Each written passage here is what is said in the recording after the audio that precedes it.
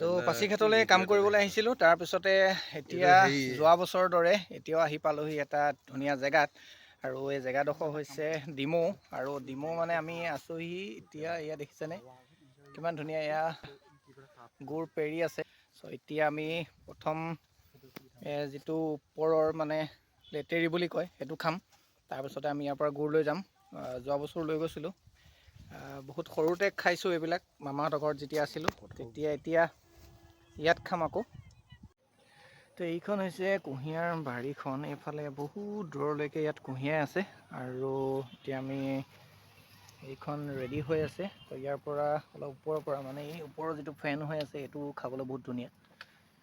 তাৰপিছত বৈয়ামত লৈ যাম। তাৰপিছত এইফালে এয়া এখন উঠি আছে।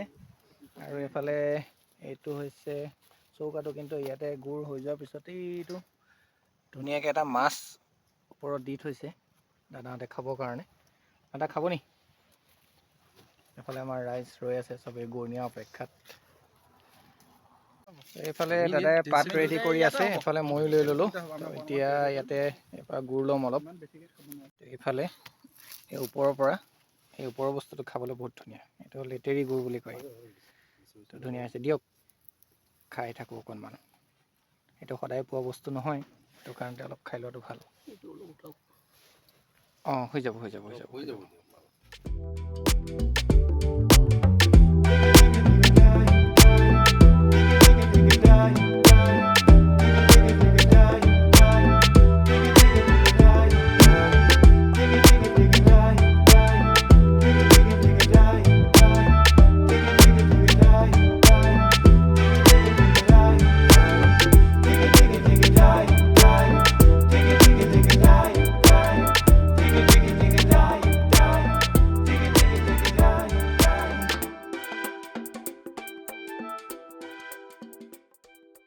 এতিয়া খাই হৈ গ'ল। আৰু এইফালে দেখিছে কুঁহিয়াৰ কাটি আনি আছে, আৰু এইফালে পেটি আছে বুলি কয়, ৰেডি কৰি আছে। তো আমাৰ ইয়াৰ পৰা বৈয়ামত ভৰাই লৈ যাম। এতিয়া আৰম্ভ হৈছে গুৰ ভৰোৱা প্ৰচেছ। এইফালে ভৰাই আছে। আৰু দাদা কিমানকৈ আছিলে? 100। এই যিটো বৈয়ামত ভৰাই আছে প্ৰতিটো বৈয়ামত 100 টকাকৈ লয়। আৰু আমি লৈছোঁ এতিয়া 6টা। আৰু কিমান ল'ব প্ৰমোদ? এটা আৰু এটা আমি লৈছোঁ টোটেল 7টা। ভৰাই আছে।